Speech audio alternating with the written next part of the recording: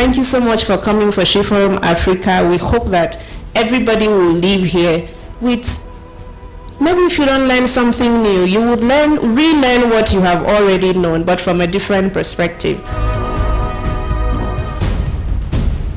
The empowerment of women is not only a legal necessity, it is also a key to development. There cannot be democracy, transparency, good governance without genuine participation of women. The moment a woman would actually realize the substance she's made up of, that would be a huge stepping stone for her. I want us to all sit and think. We're looking at stereotypes, we're looking at culture, we're looking at health.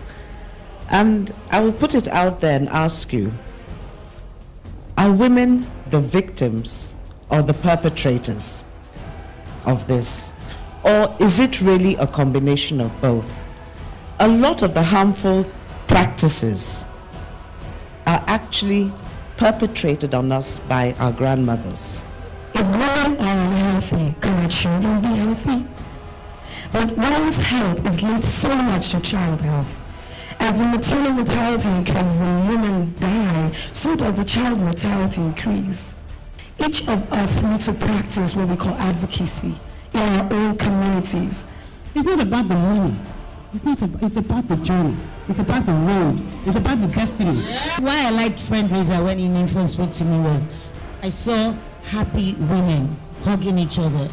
So it seemed to me a very friendly community. Women hardly love themselves. The men love themselves more. The men love the women. But the women don't love themselves. They love the men.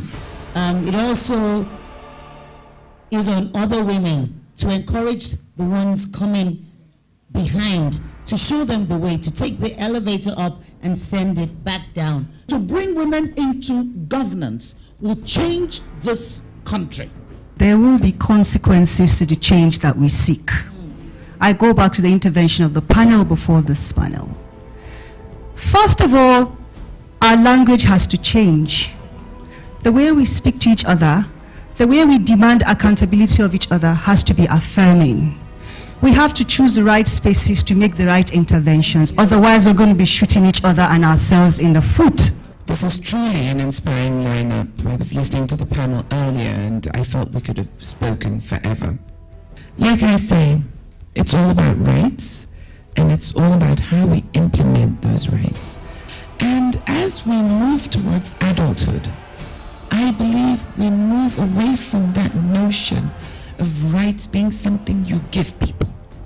And rights here should be what we are born with and what we can take for granted as our basic launching pad. We will continue to have these meetings until we can take those rights as the baseline, because we are still aspiring to rights. And that is what I think is the ultimate injustice. Distinguished ladies and very brave men in the room. Can I pose a question to the panel? And in essence, what I want to say is, do you agree that religion and the cultural aspect plays a very major role in where women find themselves? If you, the mother, tell the boy, hey, you have your chores in this house, you are training him to be a complete human being. One, respecting the others who are around him. Two, preparing himself for a future. And there are instances where men, because they learned this when they were young, are greater cooks than some women. My sisters, if truth must be told, the greatest apostles of this, of inhumanity to the young lady who is bereaved, is the woman. If the woman comes up and says, it can be me tomorrow, therefore we will not allow this to happen, I'm giving you a pledge that you will hardly, before you know what's happening, even though the men will make a lot of noise, they will pipe down. For the sake of this gathering, I would rather be addressed as Sister Jide. Female genital mutilation, thank you. The man doesn't do that. It is the woman that uses the crude stone to cut it or the razor blade, and you ask her what is the issue. She says, that's how they do it. That's how we've been doing it. That is an issue of ignorance, it's an issue of culture, it's an issue of tradition. So key issue now is, how would you blame the man if it is the woman that puts herself on the shelf and makes herself a commodity? A friend called me, he said, oh, I heard your voice on radio, I saw you on television, why are you doing this? Don't you know that by talking about women equality, women are going to take over? And when they take over, they will punish us for all the discrimination. My position is simple, that over the years, we have not been able to address the issue of gender inequality, at least in a society like Nigeria, because women have been dialoguing with themselves. I overheard somebody when I was coming in, what are those men going to be talking about? Do they know our problems? I heard somebody say, who are they? Do they know what it is? And I have read a lot of feminist writing recently. There are those who are very, very clear on the fact that don't bring in men if you want to win this struggle. But I tell you here today, you'll be making a very big mistake. They are your partners. In many of our traditional society, they are the gatekeepers. You can't enter any communities in Katsina State where I have worked in the last 3 years, for example, and you say you want to go and engage a man's wife without taking permission from the man. Many of you from the northern part of the country here will know what I'm talking about. So, where should men advocate for women? The reason is simple. Gender is not just all about women. Women have been dialoguing for too long. They need men in this journey to be able to address the challenges that they face. And this is something I think we need to take seriously. And why should present-day Nigerians support their men? We are not saying you shouldn't continue to be strong. We are not saying you shouldn't continue to help carry the big stuff in the house. But the women will also find you more romantic when they see you help them cook in the kitchen. After all, traditionally it is said that men are the breadwinner. But today, we know that the women are working. So why should I still come home and cross my leg watching the television while she is bathing the baby and she is cooking? Thank you very much for your time. The best things in life are not the things you see. Women make the wrong choices. There is no way on earth, and I stand to be on that. I want someone to prove me wrong, that a woman will not know that a man will become a wife beater. It's not just possible. Because it will have been done in the process of courtship. But because of love, your friends will tell you this is not the best guy to go with. They will insist, no. You even cut that friend away from you. When you say that every woman knows that a man is going to be a batterer, I must disagree with that. I work a lot with people who are being battered, who are in battered situations, and a lot of them, they really don't know. There are quite a number of them that it has started in courtship, but a lot of them, it also just comes up. For our generation, the emerging generation, the conversation is going beyond she's a woman, she's beautiful and all of that. The conversation begins to be, what value does she bring on the table? Today, some of the leading American companies are females. Facebook, what's her name? Sheryl Sandberg, who wrote the book Leaning. We had the same thing on Yahoo and different global companies. We're seeing the rise of women CEOs. And I think for me, that is the message. For us, we want to begin to see our female counterparts begin to demonstrate the capacity that we know they have, which we technically even do not have. I've said it in several places when I talk to my male counterparts, do you have the capacity to carry a baby in your womb for 9 months? And while you're carrying that baby, you are managing your home, managing a business, doing this and that, and taking care of the man who is assumed to be strong. I do not think I have that capacity. I know I do not. And so I see the women folk from the capacity, from the value they bring. I've known Ini now for possibly 10 years.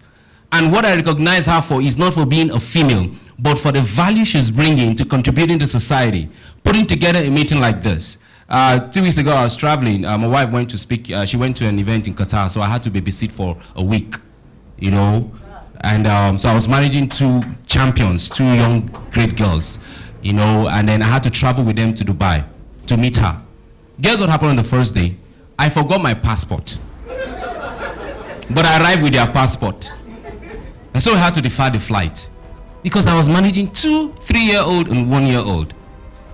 And then the second day I got to the airport on Saturday, I came with everything and I left the visas. I said, so is this what my wife is managing? She's not just managing them, she's also managing me, she's managing them. So I'm trying to say the women have huge capacity, huge potential, entrepreneurial, intellectual, managerial, leadership capacity. They lead the home. It is because the woman leads the home that the man rises in the morning with confidence to step out. That is a new narrative that our generation is looking up to. And so I suggest that as mothers here, when we go back home, my wife and I have an agreement. We don't say our daughter is beautiful. We say she's intelligent. We say she's special. We don't want her to grow with a sense of I am beautiful. We are helping her grow with a sense of I am intelligent. I have capacity. I can add value. And I think that our mothers need to begin to push that message home. Please do not raise girls that are waiting to be married. We want you to raise girls that even by the time they are in campus, they are running a company. So that when a guy comes around, it is with a whole new perspective and value. Everybody gets a sense of identity or affirmation from their fathers. We women need to hear the voices of our fathers at a very young age. We need to hear the voices of our brothers cheering us along. And we need to hear the voices of our husbands in support. I appeal to you men on the panel, please share your enlightenment with other men out there. Because it's very lonely.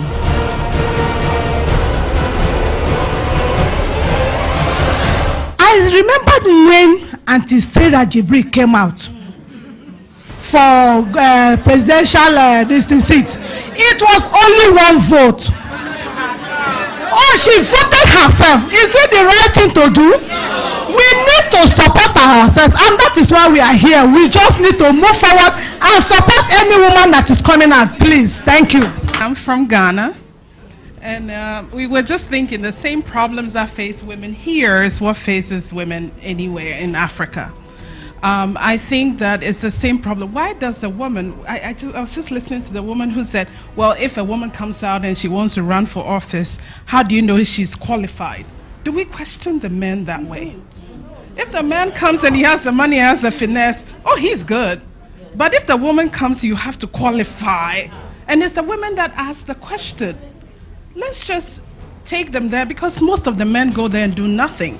So what's the worst that she could do? I think the problems are the same whether in Ghana, Rwanda. And I like what the guy said. In Rwanda, they killed all the men. That's why they were. Thank you. How do you manage? How do you cope? But that question never comes up for the men. I've never seen that question. So, how do you manage your wife and your children?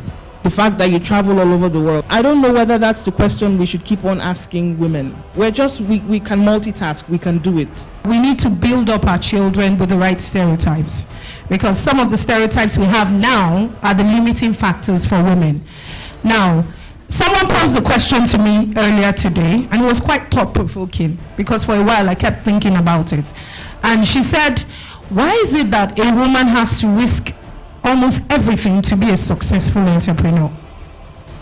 A lot of these things, if we start from the foundation, there's something that says, if the foundation be shaky, what can the righteous do? Okay, let's apply it to us. If the foundation be shaky, what can the women do? What can the people do? Okay? I believe that for us, no matter what it is, we just have to go back and look. There are little things that are going on around us. Our children, I had to talk with my son the other day, about using social media responsibly.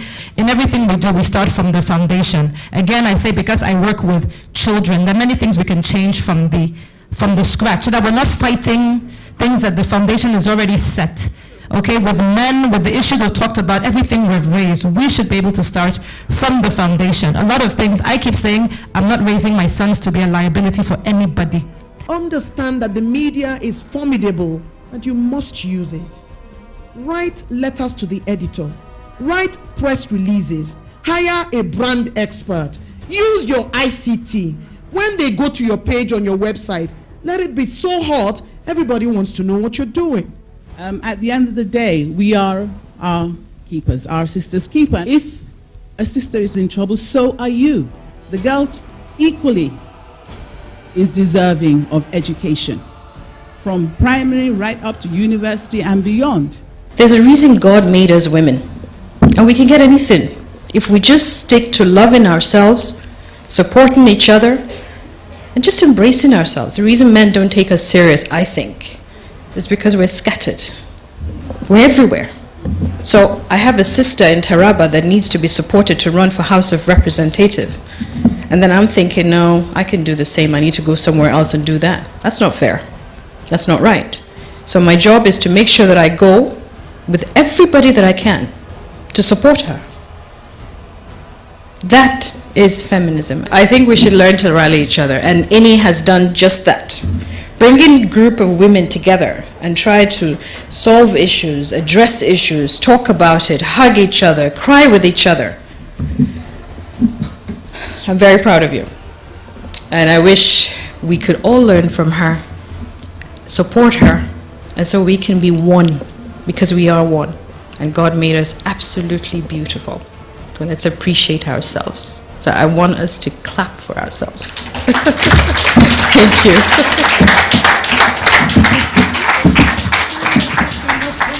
Man, I work on radio, but your voice is from God. My goodness. I thought I had a voice, but nah. Now you are my role model, man. Finally, let me just sing this song very quickly. I am woman, hear me roar, in numbers too big to ignore. And I know too much to go back and pretend. 'Cause I've heard it all before, and I've been down there on the floor. But no one's gonna keep me down again. Oh yes, I am wise, but it's wisdom born of pain. Yes, I pay the price, but look how much I gain. If I have to, I can do anything. Oh, I am strong, I am invincible, I am woman.